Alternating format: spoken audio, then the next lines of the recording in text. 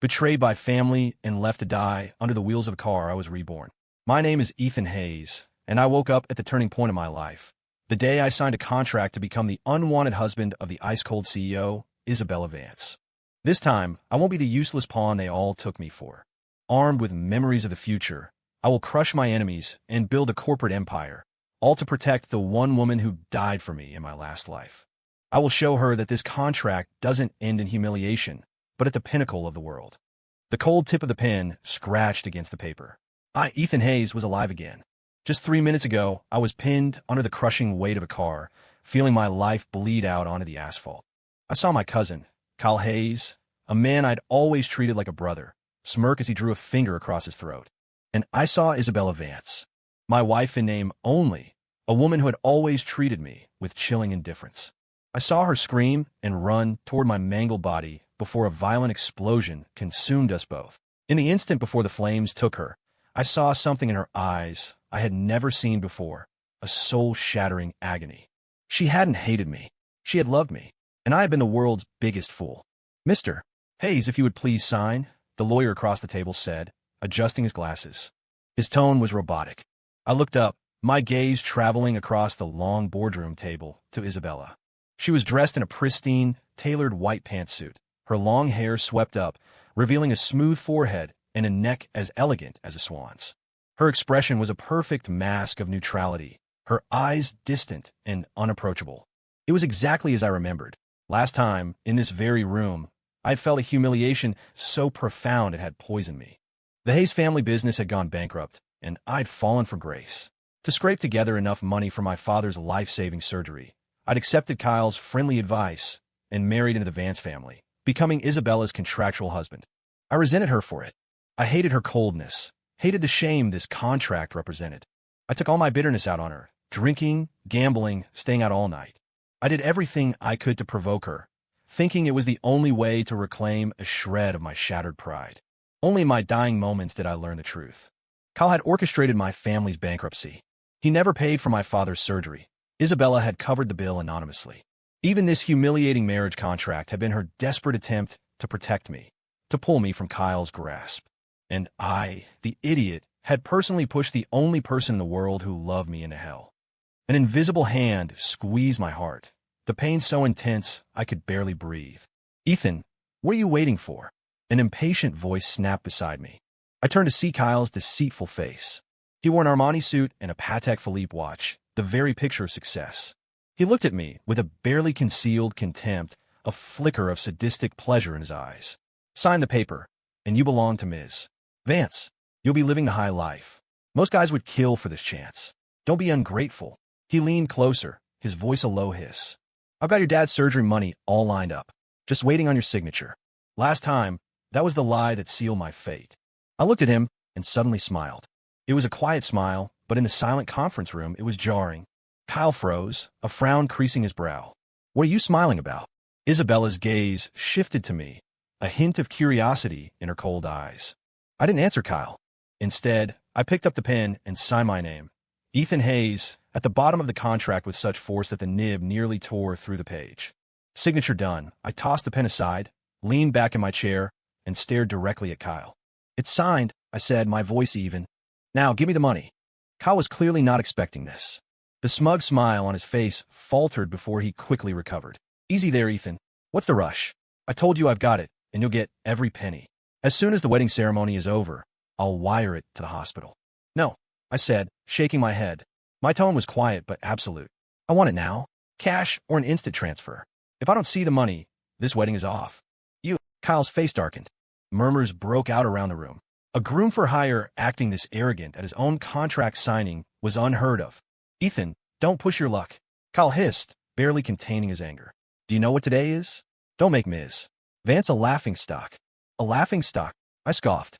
"My father is lying in a hospital bed, waiting for the money that will save his life. And you want to talk about appearances? Kyle, do you think my father's life is worthless, or do you think Ms. Vance's reputation is more important than a human life?" My voice wasn't loud, but every word was a nail hammered into his public facade. His face cycled through shades of red and white. Isabella, who had been silent the entire time, suddenly spoke. "Pay him. Her voice was as cool and distant as her expression. Her assistant immediately understood and stepped forward to ask for my account details. Kyle's fists clenched at his sides. He glared at me, his eyes practically shooting flames. He never imagined Isabella would actually side with me. I recited my bank account number. A moment later, my phone vibrated.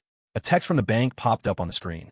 A deposit of $100,000 has been made to your checking account, ending in XXXX. Your new balance is $100,003.50. Seeing that number, my heart finally settled. Last time, Kyle pocketed this money, and my father missed his best window for treatment. This time, I wouldn't let that happen. I stood up, smoothed out my cheap suit, and gave Isabella a nod. Thank you. She merely glanced at me without a word. I knew that, in her eyes, I was no different from an object she had just purchased. That's fine. We have a lifetime to change that. Let's go. Time for the ceremony. Kyle ground out through his teeth before turning and stalking out of the room. I followed him. As I passed, I whispered in a voice only he could hear. Thanks for the $100,000, cousin. I'll make sure you pay it back with interest. Kyle's steps faltered. He whipped around, his eyes venomous. I gave him a brilliant smile. The sunlight streaming through the floor-to-ceiling windows made the grand ballroom glitter.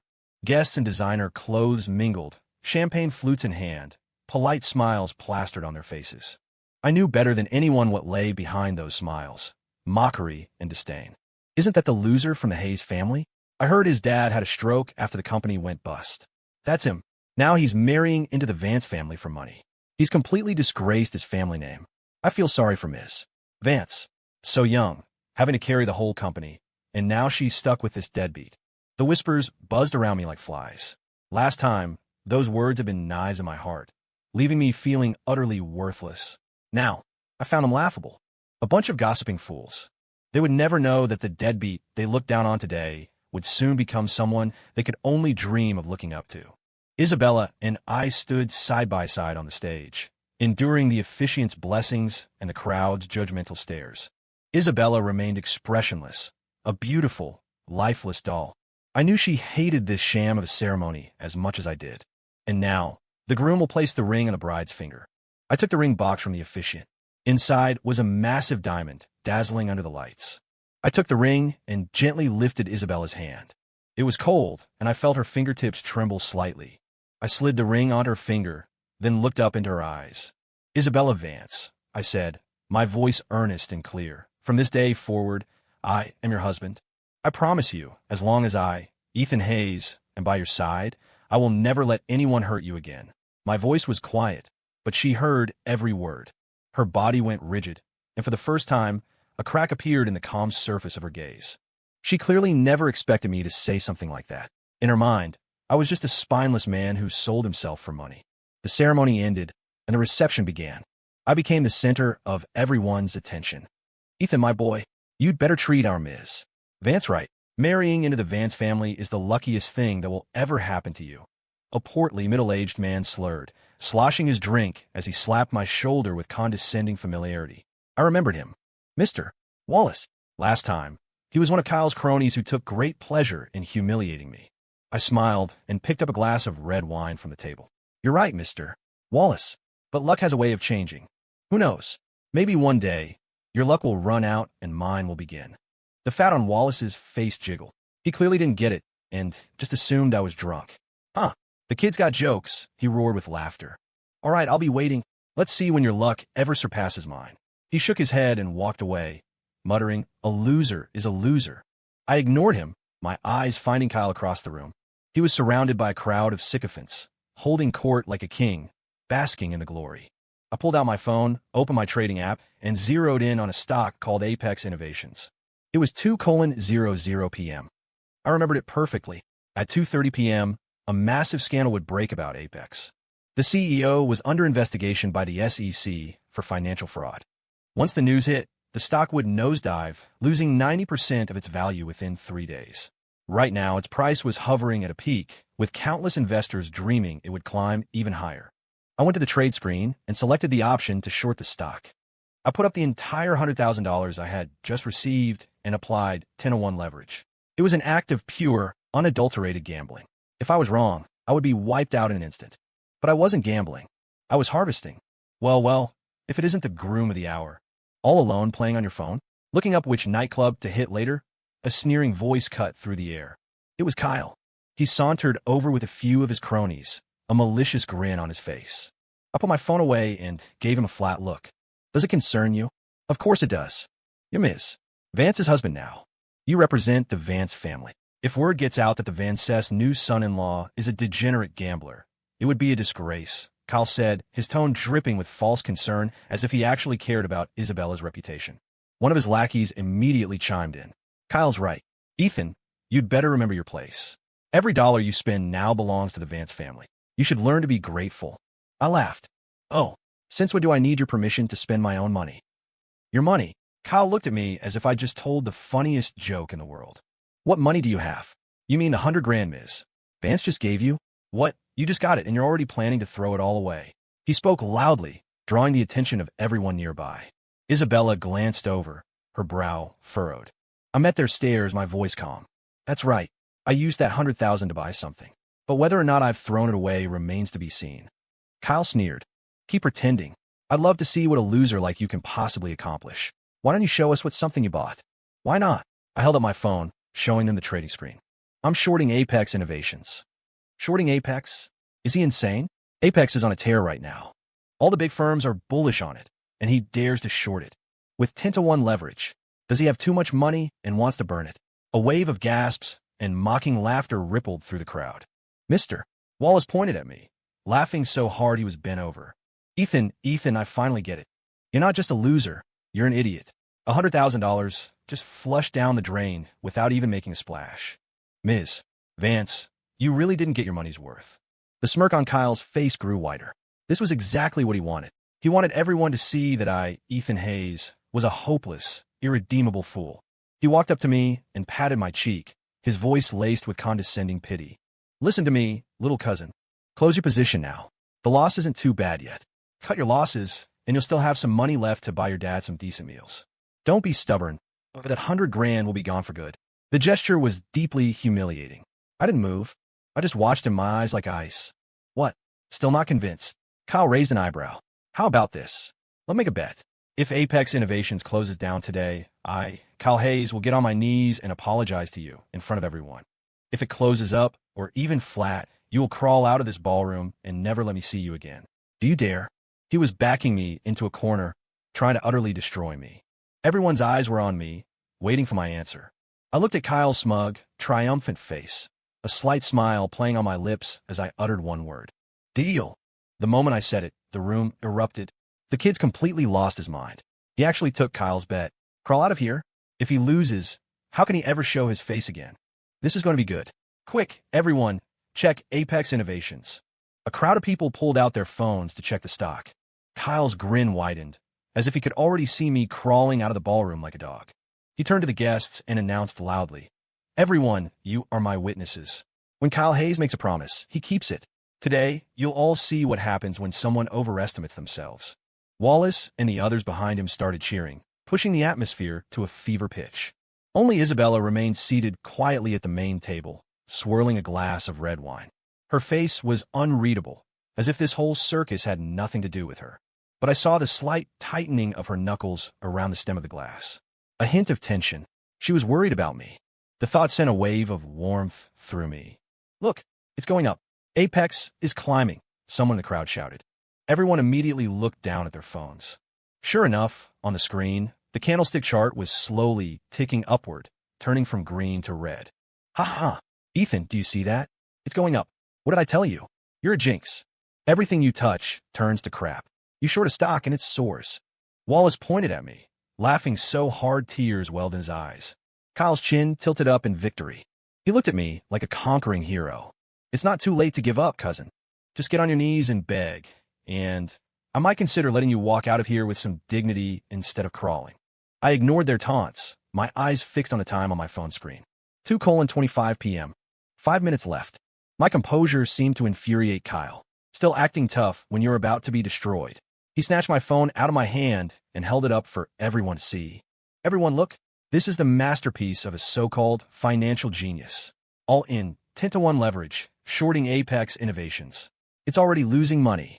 100,000 is about to become 90, then 80. Ha ha ha. His grating laughter echoed through the ballroom. Everyone looked at me like I was a fool. Isabella's assistant hurried to her side and whispered something. Isabella's frown deepened. She set down her wine glass and looked over at me. Her expression was complex, a mix of disappointment, confusion, and something else. Something I couldn't quite decipher. Ethan, she said, her voice still cool. Stop. You can always make more money. Don't act on impulse. It was the first time she had ever spoken to me in a tone that was almost advisory. In my last life, she never had. No matter what foolish things I did, she was always a silent, cold observer. A warmth stirred in my chest. I offered her a reassuring smile. Trust me. My smile seemed to catch her off guard. Seeing this, Kyle's anger flared. Trust you? Trust a loser to turn lead into gold? Ethan, don't be a damn fool. Ms. Vance is offering you a way out, and you're spitting in her face. I was done wasting words on him. I just held out my hand. Give me back my phone. You want it back? Fine, Kyle sneered, holding the phone just out of my reach. Close your position right now. Get on your knees and bow to me 3 times. Then I'll give it back. I stared at him, my gaze turning colder by the second. The clock ticked. 2:28 p.m. 2:29 p.m. Just as Kyle's patience was wearing thin and he was about to have his men throw me out. Holy crap. Everyone, look at the news, a young man in the crowd suddenly yelled. Everyone instinctively turned to him. The young man's face was pale, his hand holding his phone was trembling. Apex Innovations. It's over. The CEO, Mark Chung, was just taken into custody by the SEC for massive financial fraud and insider trading. Boom. The news hit the ballroom like a bomb. Everyone was stunned. The triumphant smile on Kyle's face froze solid. The smugness on Wallace's fat face turned to utter shock. No, that's impossible. It has to be fake news. Kyle was the first to react, his voice a shrill scream. He lunged, snatching the young man's phone and staring at the headline. The bold, black letters from an official source burned his eyes. Almost simultaneously, everyone's phones began buzzing with news alerts. Breaking, CEO of tech giant Apex Innovations arrested in suspected multi-billion-dollar fraud scheme. SEC raids Apex HQ. Entire executive team detained. Meltdown. Apex Innovations stock flash crashes. Trading halted. It's dropping. It's really dropping. My God, it hit limit down. Trading is frozen. You can't sell. It's over. It's over. I just bought more this morning. I'm ruined. The ballroom descended into chaos. And through it all, I stood perfectly still, watching Kyle's face morph from triumph, to shock, to terror, and finally, to the ashen gray of defeat. How could this happen? He mumbled, his body swaying as if he were about to collapse. I calmly took my phone from his limp hand. I lit up the screen and opened my trading app. The rising red line had been replaced by a sheer, vertical green cliff, pinned at the bottom of the chart. And in my account, the initial $100,000, amplified by 10-to-1 leverage, had morphed into an astonishing figure. $1 million. In a matter of minutes, I had multiplied my money tenfold. The ballroom was dead silent. Everyone stared at me as if I were some kind of monster. Shock, confusion, fear, awe. I walked up to Kyle, looking down at him, a cold smile touching my lips. So, cousin, who's the one flushing money down the drain now? Kyle's lips trembled, but he couldn't form a single word. I bet's a bet, I said calmly. Are you going to get on your knees, or do I have to help you? Kyle's face turned the color of raw liver. The great Kyle Hayes, kneeling and apologizing to a loser he despised, in front of the city's elite. He would rather die. Ethan, don't you dare go too far, he roared, his voice cracking. Too far. I laughed. A minute ago, who was it that wanted me to crawl out of here? Who said I was finished? Compared to you, I'm being merciful. I took a step closer, my eyes locking onto his. Kneel. Apologize. My voice was quiet, but it carried an undeniable authority. Kyle was so intimidated by my presence that he stumbled back a step. Wallace and his other cronies were silent, too afraid to make sound. Just then, Isabella stood up. She walked gracefully toward me, her gaze sweeping across the room before landing on Kyle's pale face. Mr. Hayes, she began, her voice as cool as ever. My husband won the bet. As per the agreement, please fulfill your promise. She called me my husband. Those 2 words hit me like a jolt of electricity. In our last life, she had never, not once, referred to me that way in public. Kyle's face turned a deathly gray. If my demand was humiliating, Isabella's calm, firm statement was the final nail in his coffin. He didn't care about offending me, but offending Isabella Vance, and by extension, the entire Vance Corporation. He didn't have the nerve. Thud. Kyle's knees gave out, and he fell to the floor in front of me. The room was utterly silent. Everyone held their breath, watching this stunningly theatrical scene unfold. Kyle's head was bowed low, his body shaking with a rage and humiliation so intense it was almost palpable. I'm sore. He choked out, forcing the words through his clenched teeth. The moment Kyle knelt, the world seemed to fall silent. The air was thick with an awkward, surreal tension. Mr. Wallace and the others who had been mocking me just moments before now stared at the floor, wishing it would swallow them whole. I didn't look at Kyle. My eyes were on Isabella. Her expression was still unreadable, but I saw a strange light flickering in her cool, clear eyes. It was shock, curiosity, and something else. A hint of admiration she probably didn't even recognize herself. She had to be wondering, how could this man, who everyone wrote off as a total waste, have so accurately predicted the collapse of Apex Innovations? Was it a fluke? Or was he hiding something? Good. That's exactly what I wanted, to plant a seed of curiosity in her mind. Get up, I said to Kyle, my voice flat. To truly destroy a man, you have to break his spirit. Forcing him to kneel in public was 1,000 times more painful than a physical beating. My goal for the day was achieved. Kyle scrambled to his feet as if granted a pardon. He shot me a look of pure, venomous hatred, then pushed his way through the crowd and fled the ballroom in disgrace. The farce was over. The party continued, but the atmosphere had completely changed. No one dared to look at me with contempt anymore. Their gazes were now filled with a mixture of awe and intrigue. Some even came over, glass in hand, to make small talk, try to fish for insider tips. I gave them all polite but non-committal answers. I knew what they were. Vultures. Today I was a winner, so they flocked to me. If I stumbled tomorrow, they would be the first to tear me apart. After the reception, I went home with Isabella. Home was a standalone mansion in an exclusive Upper East Side neighborhood. In my last life, I'd spent 2 miserable years of shame and debauchery here. Your room is the first door on the left on the 2nd floor, Isabella said as she slipped into her slippers. With that, she walked straight up to her study on the 3rd floor. She didn't give me a second glance. She didn't ask a single question about Apex Innovations. It was as if the high-stakes drama from this afternoon had been nothing more than a trivial interlude. I watched her cold, solitary figure ascend the stairs and found myself smiling. This woman, she always tried so hard to act tough. The more she ignored it, the more it proved she cared. I didn't go to the guest room on the 2nd floor. I went straight up to the 3rd. The study door was slightly ajar, light spilling from within. I pushed it open gently. Isabella was sitting behind a massive mahogany desk, wearing a pair of delicate gold-rimmed glasses, her focus entirely on a document on her computer screen.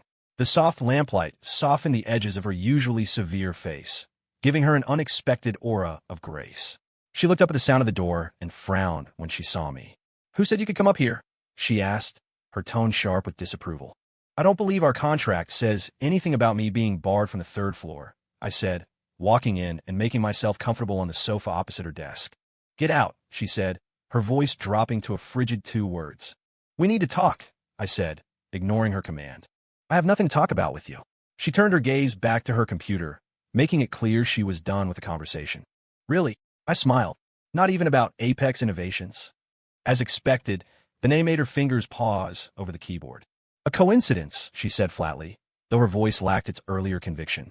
"Once is a coincidence. What about twice?" I leaned forward, resting my elbows on my knees, my eyes fixed on hers.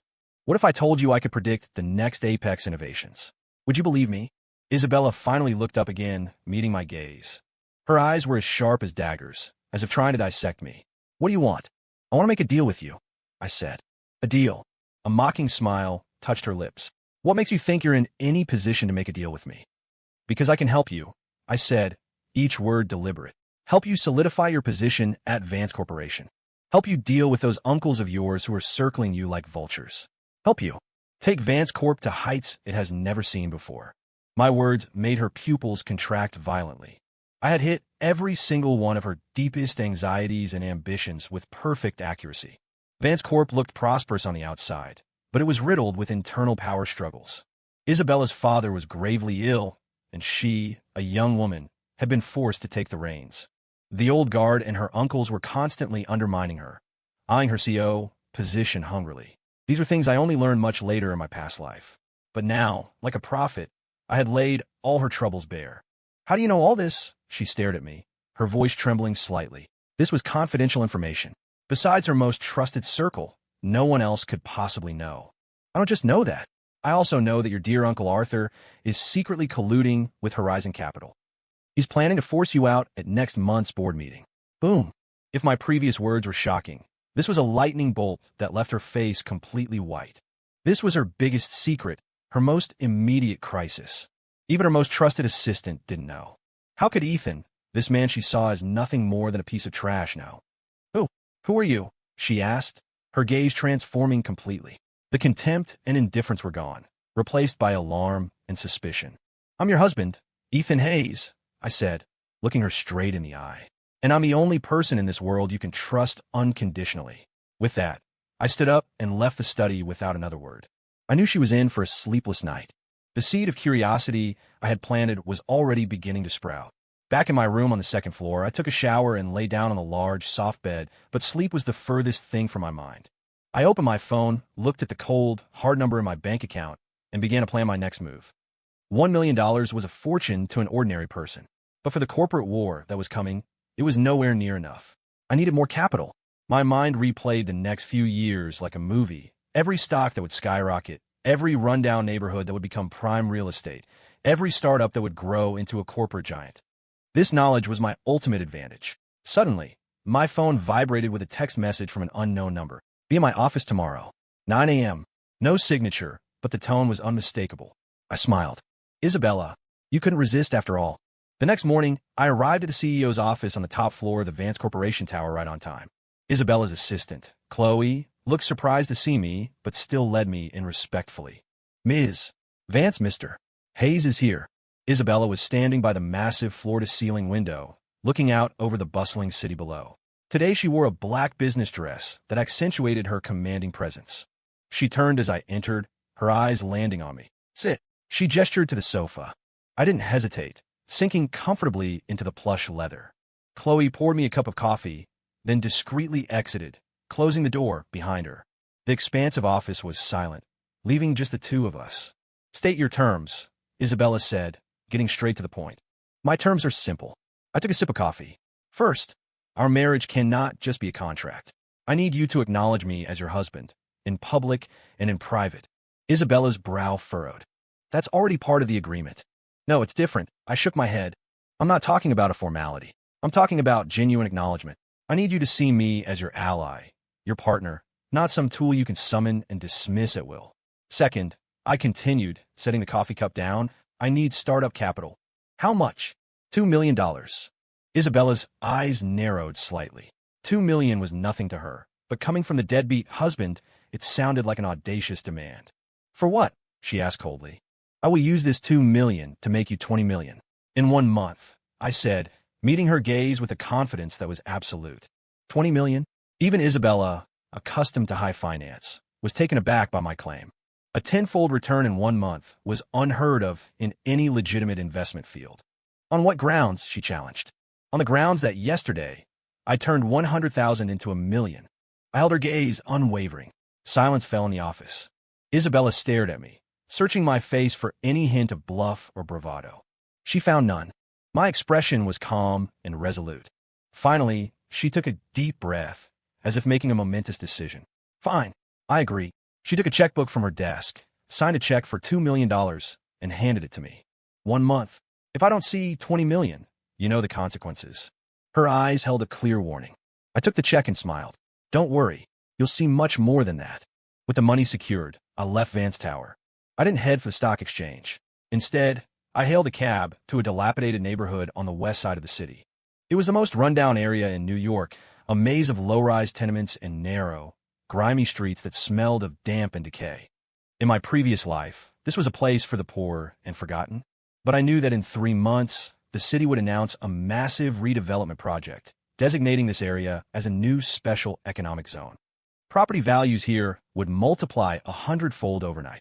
I sought out the biggest landowner in the area, a man known as Vic Scargallo. He was a ruthless character who had made his fortune in demolition and real estate, and now he ran the local property market with a crew of thugs. I found him at a dive bar, shirtless, drinking with his men. You looking for me? Scar squinted, his eyes raking over me with open contempt. In my cheap clothes, I looked like a college kid who had taken a wrong turn. I want to buy your land, I said directly. Buy my land. Scar and his crew erupted in laughter. Kid, you know how much this land costs? You think you can afford it? Boss, don't waste your time. He's probably here to cause trouble. Let's just toss him out, one of his men snarled. I ignored them and pulled the $2 million check from my pocket, slapping it down on the greasy table. Here's a $2 million deposit. I want all the land you own. Name your price. The laughter died instantly. I was glued to the check. Scar's pupils contracted to pinpricks. He snatched the check, holding it up to the light, inspecting it from every angle to make sure it was real. His entire demeanor changed in a heartbeat. My friend, my apologies. I didn't recognize royalty, he said, kicking one of his men out of a chair and pulling it out for me himself, his face wreathed in a greasy, sycophantic smile. You want to buy land? No problem at all. I got about, let's say, 50,000 square feet all told. If you're serious, I'll give you a fair price. $30 million. $30 million for a stretch of urban wasteland. To anyone else, it would be a catastrophically bad deal. But I knew I was getting the bargain of a lifetime. 30 is too high, I said, shaking my head. You know what this land is worth better than I do. 20 million. Not a penny more. If you agree, we sign the contract now. If not, I'll find someone else. My decisiveness caught him off guard. He hesitated. 20 million was still an astronomical sum for him. This land had been sitting on his books for years, impossible to sell. Now some sucker was willing to take it off his hands. He had no reason to refuse. Done. 20 million it is. He slammed his hand on the table. The contract was signed quickly. I paid the $2 million deposit, with the remainder due in 1 month. Leaving the bar, I let out a long breath. The most critical part of my plan was in place. Now, it was time to hit the capital markets and raise the ammunition for this deal. I returned to the city and invested the rest of my money, including the million from yesterday, into the stock market. I didn't pick a hot tech stock. Instead, I bought shares in a textile company on the verge of bankruptcy, Sterling Textiles. The company was bleeding money, and its stock had fallen below $1, facing delisting. To any sane investor, buying its stock was the same as setting money on fire. But I knew that in 1 week, a world-renowned fashion designer would announce a deep partnership with Sterling Textiles, utilizing its unique weaving technology to launch a new high-end clothing brand. The news would send the stock on a historic run, making it the biggest market miracle of the year. With my investments made, I turned off my phone. The rest was just a matter of waiting. That evening, I returned to the mansion. Isabella was already home, sitting on the living room sofa with a laptop. She looked up when I came in. Where's the money? Spent, I replied. Spent. Her voice rose. $2 million. Gone in a single day? What did you buy? A piece of land and some junk stock, I said nonchalantly. Isabella's face fell. Ethan, are you playing games? She stood up and walked toward me, her eyes like ice. I gave you $2 million to create value, not to squander it. I am creating value, I said, my face a mask of calm. Buying a worthless plot of land on the west side and stock in a company about to go under. That's what you call creating value? Her voice was filled with disappointment and fury. I knew she must have had someone track my transactions. You just have to wait 1 month, I said, not wanting to explain further. A month from now, if I haven't made you 20 million, you can do whatever you want with me. Fine, do whatever I want with you. Isabella laughed, a bitter, angry sound. Ethan, I was wrong about you. I thought after you beat Kyle yesterday, you might have some hidden talent. But I see now you were just lucky. Deep down, you're still the same useless, hopeless man you've always been. Without another glance, she turned and stormed upstairs. I watched her go, shaking my head with a helpless sigh. I knew she had lost all faith in me, but that was fine. Soon, she would find out whether her husband was a loser or a genius. For the next week, Isabella and I were in a state of Cold War. She left early and came home late, burying herself in work. At the mansion, she would lock herself in her study. We barely exchanged a single word. The atmosphere in the house was glacial. I knew she was angry with me. She probably thought she'd entrusted $2 million to a madman, an incurable gambler. I didn't try to explain. Words were meaningless without proof. My daily routine was simple. I'd wake up and make breakfast for Isabella. She never ate it, always rushing out the door. Then I'd go to the gym. In my last life, I had let my body fall apart out of self-pity. This time, I wouldn't make the same mistake. A strong body was essential for revenge and success. In the afternoons, I'd read financial news and keep an eye on global events. Even though I knew the future, details mattered. I needed to ensure every step was flawless. As for the junk stock I'd bought, I didn't check it once. I trusted my memory. This afternoon, I was drenched in sweat at the gym when my phone started ringing incessantly. It was an unknown number. I answered it casually. Hello. Mr. Hayes? Is this Mr. Hayes? It's Vic Gallo. Scar. The voice on the other end was high-pitched with excitement. What is it? I asked calmly, in the middle of a pull-up. It's big. It's huge. Vic's voice was trembling. Mr. Hayes, you're a god. A psychic. You gotta see the news. The city just announced they're redeveloping the entire west side. It's gonna be a new economic zone. I lowered myself from the bar, a small smile playing on my lips. It's time. Right now, the value of that land has gone up 10 times. 10 times, and it's still climbing. I got people calling me, off-airing 30, 40 million for that plot, and I ain't selling. Vic was rambling, practically screaming into the phone. And I asked, wiping the sweat from my brow. So, Mr. Hayes, about that contract we signed. Vic's tone shifted, becoming hesitant and greedy. I chuckled. I knew this call was coming. A contract buyout fee was nothing compared to the tens of millions in profit he was now looking at. He wanted to renege. Vic, the contract is black and white. I have 1 month to pay the balance. The time isn't up yet, I reminded him. But things have changed, Vic said, getting agitated. Mr. Hayes, how about this? I'll give you back your deposit. Double. No, 10 times. I'll give you $20 million. You give me back the contract, and we pretend this never happened. What do you say? No, I said flatly. Mr. Hayes, let's be reasonable. Don't push me. Vic's voice turned menacing. Push you? I scoffed. Vic, I suggest you think very carefully. Did you really think I'd invest that much money in your land without a backup plan? Your little crew of thugs is nothing to me. If you dare to breach the contract, I guarantee you won't see a single cent, and you'll spend the rest of your life in a prison cell. My words plunged the other end of the line into silence. As a man who had been around the block, Vic could hear the chilling confidence in my voice. It wasn't a bluff. He started to get scared. Who was this person who could predict city planning decisions and casually gamble millions on it? His background couldn't be simple. Oh, who the hell are you? His voice was now tinged with fear. You don't need to know who I am. You just need to know that if you honor the contract, the remaining 18 million is yours. But if you try anything stupid, you can get ready to lose everything. I hung up. I knew Vic wouldn't dare cause any more trouble.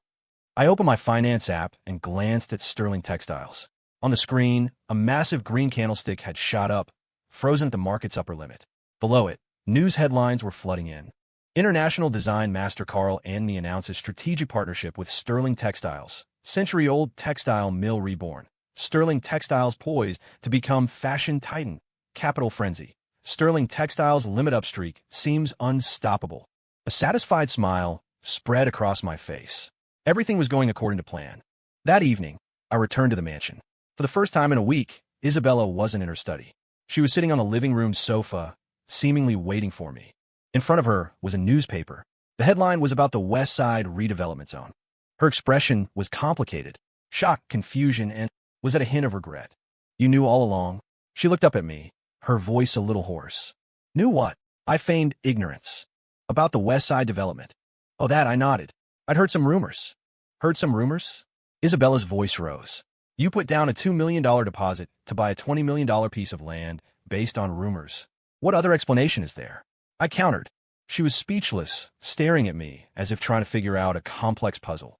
And Sterling Textiles? Was that another rumor? She asked, changing the subject. That was pure luck. I shrugged. Luck? Isabella couldn't take it anymore. She stood up and walked right up to me. Ethan, how long are you going to keep this up? You're not a loser, and you're not a gambler. Everything you've done has been part of a plan. How did you do it? Her rapid-fire questions were like bullets. I looked at her face, flushed with emotion, and her eyes, wide with a desperate need for answers, and suddenly found her. Adorable. I reached out and gently touched her cheek. Her body stiffened, and she instinctively wanted to pull back, but didn't. I told you, I'm the only person in this world you can trust unconditionally, I said softly, looking in her eyes. All you need to know is that with me here, Vance Corp is unshakable. Your uncle's games are about to end. My words were like a warm current, striking the most vulnerable part of her heart. For so long, she had been fighting alone, a solitary warrior carrying the weight of her entire family on her slender shoulders. No one had ever said anything like that to her.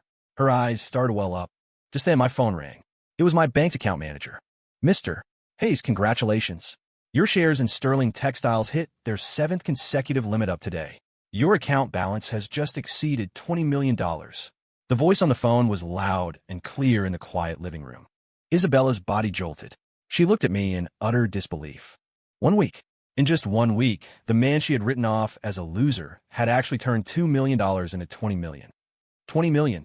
Isabella repeated the number under her breath, her eyes filled with shock. As the CEO of Vance Corporation, a multi-billion-dollar enterprise, 20 million wasn't a world-changing sum. But to have earned it from a starting capital of 2 million in a single week, the implications of that were enough to shatter her entire understanding of finance. This was an investment. It was a miracle. So, do you still think I'm playing with fire? I asked with a smile after hanging up. Isabella didn't answer. She just stared at me, her usually calm eyes now a swirling vortex of emotions. After a long moment, she took a deep breath, as if it took all her strength to find her voice again. How did you do it? Trade secret, I said, winking. Instead of getting angry at my playful evasion, Isabella looked torn between frustration and amusement. She was realizing she couldn't figure this man out at all. One moment, he was a strategic genius, calm and calculating. The next, he was like a mischievous boy. Which one was the real him? Tomorrow is the monthly board meeting, Isabella said suddenly, her expression turning serious. My uncle and his allies will definitely use last quarter's poor performance to attack me. I know, I nodded. What's your plan? I'll handle it, she said, her tone nonchalant, but the way she clenched her fists betrayed her anxiety. In my past life, it was at this very board meeting that her uncle, Arthur Vance, and his cronies forced her to relinquish most of her power, setting the stage for her eventual downfall. Don't worry, I said. I'll be there with you. You? Isabella paused, then shook her head. No, your identity as my husband is too sensitive. Your presence would just give them ammunition to accuse me of nepotism. What if I attend as the newest shareholder of Vance Corporation? I smiled, pulling a document from my pocket and handing it to her. Isabella took it, confused. As she read it, her eyes widened. It was a stock transfer agreement. The transfer was a minor shareholder of Vance Corp, a man named Daniel Shaw. The recipient was clearly printed, Ethan Hayes. The agreement was for 3% of the company's shares. When did you buy this? Isabella's voice trembled. Vance Corporation stock was tightly held, mostly by family members. Very little was publicly traded. She knew Daniel Shaw. He was one of the company's old-timers who had guarded his shares jealously for years. She couldn't believe he had sold them to me. This afternoon, I said casually, his son owed a $3 million gambling debt to some very unpleasant people in Vegas. I paid it off for him. He was so grateful. He practically gave me the shares. Isabella was completely speechless. She looked at me as if I were some kind of alien. This man seemed to have eyes that saw everything. Every event played out as if he had orchestrated it. 3% of the shares wasn't a controlling stake, but it was enough to give me a seat at the table in a crucial vote in the boardroom. Tomorrow, I said, a glint of anticipation in my eyes, is going to be quite a show. The next day, at the Vance Corporation board meeting, the air in the conference room was thick with tension.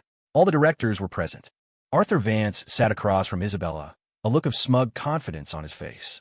He was flanked by several allied directors, all wearing similar sneers. Isabella, Arthur began, his tone aggressive. You've seen last quarter's financial report, I presume? A 15% drop in profits. That's the worst performance since this company was founded. As CEO, what do you have to say for yourself? Uncle Arthur, the global economy was weak last quarter. We weren't the only company whose performance suffered, Isabella argued. Don't use the economy as an excuse. Another director slammed his hand on the table.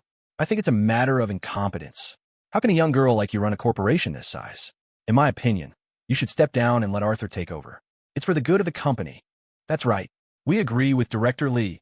A chorus of voices chimed in, all aimed at Isabella. Isabella's face flushed with anger, but she was outnumbered and unable to form a rebuttal. Just then, the conference room doors opened. I walked in, dressed in a sharp, tailored suit. Who let you in? This is a board meeting.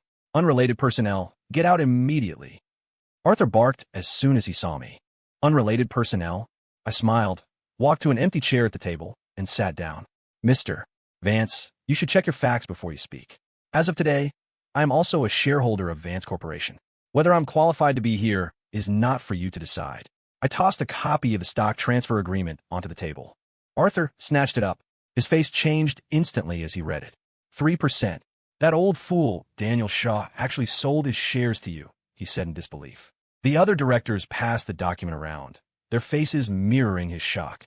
Now, I said, my gaze sweeping across the room, am I qualified to speak? No one dared to object. Since we're all so concerned with performance, I began, clearing my throat. Let me add something to the discussion. The reason profits fell last quarter wasn't just the economy. It was because this company has a parasite problem. What parasite? Don't you dare make baseless accusations. Arthur retorted immediately. Baseless. I gave a cold laugh and threw a thick file onto the table. You'd know best, wouldn't you? This is the procurement record for the last 6 months. It seems one of our suppliers, Summit Materials, has been consistently charging us 30% above market price for raw materials. And the owner of that company is a man named Trevor Vance. If I'm not mistaken, that would be your nephew, wouldn't it, Mr. Vance? Boom! My words sent another shock wave through the room. All eyes turned to Arthur. The color drained from his face. You're lying. This is slander, he stammered, pointing a trembling finger at me. Slander? I took out a digital voice recorder and pressed play. Trevor, don't you worry. As long as your uncle is here, all of Vance Corp's business will go to you. When the money comes in, we split it 80-20. I get 80, you get 20. The recording was crystal clear, capturing the conversation between Arthur and his nephew. The evidence was undeniable. Arthur Vance slumped back in his chair, his body going limp, his face ashen. Abuse of power for personal gain, causing tens of millions in losses to the company, I said, looking directly at him. Mr. Vance, according to company bylaws, shouldn't you be resigning immediately? The boardroom was deathly silent. Arthur Vance was finished, faced with irrefutable evidence. All his denials were useless. The board voted on the spot to remove him from all his positions and turn the matter over to the authorities. The directors who had been his vocal supporters were now silent as mice, terrified they would be next. What was meant to be a coup against Isabella had been effortlessly thwarted and turned into a devastating counterattack by me. After the meeting, Isabella walked beside me in silence. It wasn't until we were back in her office with the door closed that she turned to face me, her expression a complex mixture of emotions. Thank you, she said softly. We're husband and wife, aren't we? I smiled, stepping closer to gently brush a stray strand of hair from her temple. My gesture was natural, almost intimate. Isabella stiffened for a moment, but didn't pull away. A faint blush rose on her cheeks, making her even more beautiful. How did you get that evidence? She couldn't help but ask. A magician never reveals his secrets, I said, picking up a picture frame from her desk instead of answering directly. It was a photo of her with a middle-aged man in a wheelchair. The man looked worn and haggard, but you could still see the handsome features of his youth. It was her father, Richard Vance, the founder of Vance Corporation. Your father's illness, I said suddenly, looking at the photo. It was no accident. Isabella's body went rigid. What do you mean? Her voice trembled. 2 years ago, he fell down the stairs, which led to the stroke that left him paralyzed. Everyone thought it was an accident, but the truth is someone tampered with the staircase. This was something Arthur had confessed to me in a fit of rage just before his death in my past life. Who? Isabella's nails dug into her palms, her eyes burning with pain and hatred. Arthur Vance, I said. It was him. I knew it was him. Isabella swayed, nearly collapsing. I quickly caught her, steadying her. Her body was soft and carried a faint, pleasant scent. No, it wasn't just him, I said, helping her to the sofa. He was just the one who carried it out. There was a bigger player behind him. Who? Horizon Capital, I said, enunciating each syllable. Horizon Capital? Isabella was stunned. Why would they do that? Because they want to acquire Vance Corporation, I explained. Vance Corp is one of the largest construction material suppliers in the country. Acquiring it would make Horizon the undisputed leader in their sector. They never had a chance while your father was in charge. So they orchestrated the accident and propped up Arthur, planning to use him to gut the company from the inside. But they didn't expect you, his daughter, to be so much stronger than they anticipated. You held the company together. That's why they were planning to deliver the final blow at today's board meeting. After hearing my explanation, Isabella was silent for a long time, the color gone from her face. She had always thought she was fighting an internal family battle. She never imagined she was caught in such a vicious corporate conspiracy. What should I do? She looked up at me, a trace of helplessness and confusion in her eyes. It was the first time she had ever shown me her vulnerable side. I took her cold hand in mine. Don't be afraid, I said, looking her straight in the eye. You have me, and starting now, we fight back. Over the next few days, I used the capital I had to quietly begin accumulating shares of Horizon Capital on the open market. Horizon was a massive, publicly traded company. A hostile takeover through the market was impossible. But that wasn't my goal. I just wanted to cause them some trouble. At the same time, I began digging into Horizon Capital's dirty laundry. Drawing on my memories from the last life, I quickly found several of their fatal weaknesses: illegal fundraising, stock market manipulation, illicit overseas asset transfers, and more. Any one of these could bring them down. A week later, I had all the evidence I needed. I anonymously sent copies to major financial news outlets and the SEC. With that done, I called Vic Gallo and had him wire me the remaining $18 million for the land deal. $18 million in cash in the bank. My total assets instantly swelled to nearly $40 million. Everything was in place. All I needed was a spark. The next day, as soon as the market opened, negative headlines about Horizon Capital erupted everywhere. Massive scandal. Horizon Capital implicated in multi-billion-dollar illegal fundraising scheme. SEC launches full-scale investigation into Horizon Capital. Crisis of confidence. Horizon Capital stock plummets at opening bell. The market was in an uproar. Horizon stock price collapsed under an avalanche of sell orders, pinning it at its limit down. And at that rock-bottom price, I placed my buy orders. All of them. When your enemy is bleeding, you press the attack. I would accumulate as many cheap shares as I possibly could at their weakest moment. Ethan, you are insane. In the CEO's office, Isabella watched my frantic buying spree in disbelief. Everyone is desperately trying to get out, and you're diving in head first. Aren't you afraid Horizon will actually collapse, and all this stock will become worthless paper? Don't worry, it won't collapse, I smiled. It's too big to fail. Horizon's foundations are deep. This will hurt them badly, but it won't bankrupt them. Besides, I've calculated it. After 3 days of hitting the lower limit, some big players will step in to prop up the price. That's when we cash out. My confidence was contagious. Isabella said, no more, simply standing behind me, watching as I commanded the chaotic tides of the capital market. 3 days later, just as I had predicted, after its third consecutive limit down day, Horizon Capital stock was aggressively bought up by a mysterious, massive fund on the fourth morning, pulling it back from the brink. The price began to rebound violently. And at the very peak of that rebound, I sold every single share I owned. In one swift move, my account balance had doubled again. $80 million. In less than a month, I had turned an initial $2 million investment into a legend. It's over, I said, closing my laptop and letting out a long breath. Isabella looked at me, her eyes filled with nothing but pure admiration. This man was not just a genius. He was a god. What's next? She asked. Next, I said, a cold glint in my eye. It's Kyle's turn. I never planned on letting Kyle Hayes off easy. I wanted him to repay everything he took from me in our last life with interest. I wanted him to know what it felt like to fall from the top of the world into the deepest pit of hell. While I was busy dealing with Horizon Capital, I had a private investigator keeping tabs on him. I knew that after Arthur Vance's fall, Kyle's life had become difficult. His success had been largely propped up by his connection to Arthur. With his patron gone, he was a drowning man. Worse, in his attempt to curry favor with Arthur, he had diverted a huge amount of his own company's funds into Summit Materials. Now that Arthur was arrested and the company's assets were frozen, Kyle's money was gone. A broken supply chain and a company on the verge of bankruptcy. That was his current situation. What has he been up to? I asked the PI over the phone. Mr. Hayes, he's been trying to borrow money everywhere to save his company. But his reputation is shot. No one will lend him a dime. Yesterday, he even went to see Ms. Vance, but her security threw him out. Oh, I raised an eyebrow. He had the nerve to go to Isabella? Yes, and he threatened that if Ms. Vance didn't help him, he would leak the truth about how the original Hayes family business went bankrupt. I let out a cold laugh. A corner dog will bite. He thought he could use that secret to blackmail Isabella, assuming she would give in out of guilt. He had no idea I had already told her everything. I understand. Keep watching him, I said, hanging up. A cold light glinted in my eyes. It was time to end this.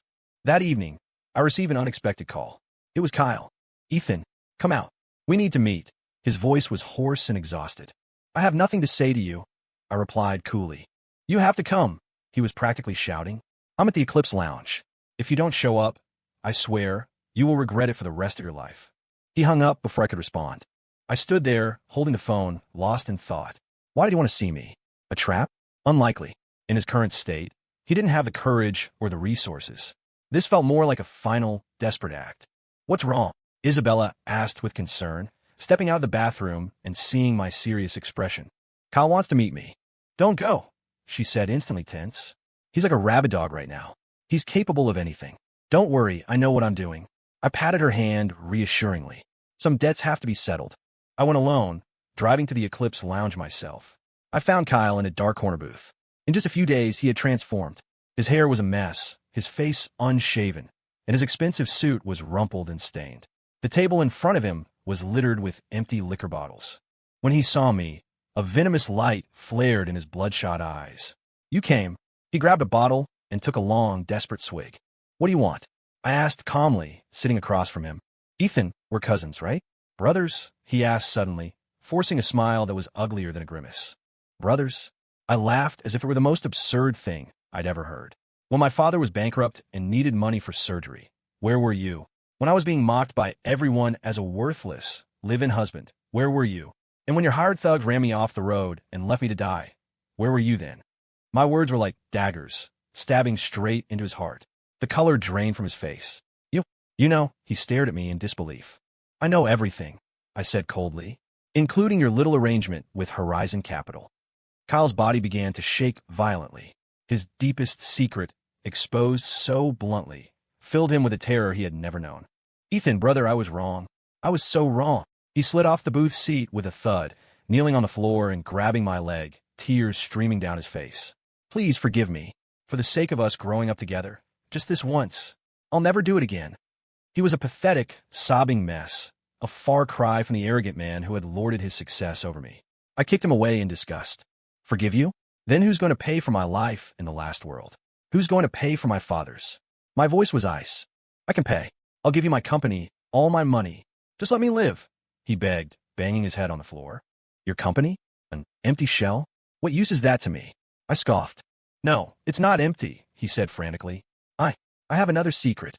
A huge secret about the Vance family. If you promise to let me go, I'll tell you. Oh, that got my attention. Let's hear it. You have to promise me first. You are in no position to bargain with me. I stood up, looking down at him. Talk, or die. My gaze was enough to plunge him into an icy abyss. He knew I wasn't joking. I'll talk. He finally broke. Isabella Vance. She's not Richard Vance's biological daughter. Isabella isn't Richard Vance's biological daughter. The news stunned me. This was a secret I had never known, not even in my past life. Are you sure? I asked, frowning. I'm positive. Desperate to save himself, Kyle spilled everything. Arthur Vance told me himself. He said that years ago, Richard Vance's wife died from postpartum depression shortly after Isabella was born. But that was a lie. The truth is, she ran off with another man. Isabella isn't Richard's child at all. She's the daughter of that other man. Richard Vance, to protect his pride and the family name, announced that his wife had passed away. In the entire Vance family, only he and Arthur knew the truth. Arthur only found out because he accidentally overheard a fight between Richard and his wife. Kyle gasped for breath. Arthur was planning to use this secret to blackmail Richard for control of the company. But before he could, Richard had his accident. So then he planned to use it against Isabella. He has proof, a recording of the fight, and a paternity test report. My mind was reeling. If what Kyle said was true, the blow to Isabella would be devastating. Her entire life's mission had been to protect her father's company. What would happen when she learned she had no blood connection to the family at all? Where is it? I asked coldly. At Arthur's old mansion. In a safe. The combination? I don't know. Arthur was a paranoid bastard. He didn't trust anyone. I nodded, saying no more. I took out my phone and made a call. All right, come on in. The words had barely left my lips when the bar's door swung open and several uniformed police officers walked in, heading straight for our booth. When Kyle saw the police, his face turned ashen. You called the cops? He stammered, pointing at me with a trembling hand. What did you expect? I sneered. Did you really think I'd make a private deal with scum like you? Ethan, you'll rot in hell for this. I'll haunt you from my grave. Kyle screamed, struggling wildly as the officers cuffed him, hurling curses at me. I ignored him, watching him passively as he was dragged away and disappeared into the night. Kyle Hayes was finished. Attempted murder and corporate fraud were enough to ensure he'd spend the rest of his life behind bars. With Kyle dealt with, I immediately drove to Arthur Vance's mansion. I had to get my hands on that evidence before anyone else. The mansion, a classic colonial-style home, had been sealed by the police after his arrest. But that wasn't a problem for me. I easily slipped past the police tape and entered the property. Drawing on a vague memory from my past life, I quickly found Arthur's study. A large landscape painting hung on the wall. I moved it aside, revealing a built-in wall safe. It was a top-of-the-line model with a combination and fingerprint lock. I had neither, but I had a simpler, more direct method. I went back to my car and retrieved a set of professional cutting tools. Half an hour later, I had cut a hole straight through the safe door. Inside, I found a manila folder. I opened it. It contained an old cassette tape and a yellowed paternity test report. The conclusion on the report was stark and clear. Based on DNA analysis, Mr. Richard Vance is excluded as the biological father of the subject, Isabella Vance. My heart sank. Kyle hadn't been lying. I took the folder and drove back to the mansion. It was late, but the lights in the living room were still on. Isabella was curled up on the sofa in a silk robe, hugging her knees, apparently waiting for me. She shot up the moment I walked in, her face etched with worry. "Are you okay?" "I'm fine." I shook my head, walked over to her, and handed her the folder. "What is this?" she asked, confused. "See for yourself." Isabella opened the folder and saw the paternity test. As her eyes scanned the final line, her body swayed, and the color drained completely from her face. "No, this is impossible," she whispered, her eyes wide with shock and pain. "It's fake. It has to be fake." Her trembling hands picked up the cassette tape as she looked around wildly for something to play it on. I pointed to an old tape deck in the corner of the room. It had been her father's, a memento she'd kept. She stumbled over to it, inserted the tape, and pressed play. "Richard, you coward. I'm telling you, that girl is not your daughter. Don't you dare think you can use her to tie me down." A woman's voice, sharp and cruel, pierced the silence. "Shut up, you tramp," a man roared back in anger. It was a younger Richard Vance. "I won't. I want you to know, the child you've raised all these years belongs to someone else. She's a bastard." "Ha ha ha." Slap, a sharp crack, followed by the woman's sobbing and the man's furious shouts. The recording ended there, but it was enough. Isabella's body went limp, sliding to the floor. The paternity test fluttered from her hands. Her face was a blank mask of devastation and despair, like a puppet whose strings had been cut. I went to her, knelt down, and gently pulled her into my arms. "Don't be afraid. I'm here." My voice was like a single ray of light in her endless darkness. She couldn't hold it in any longer. She collapsed against my chest and began to sob, her cries raw and heartbroken, like a child who had been wounded to her very soul. All the pressure, all the pain, all the strength she had feigned for years, it all broke down in that single, shattering moment. I said nothing. I just held her, letting her tears soak my shirt, knowing she needed this release. It was a very long night.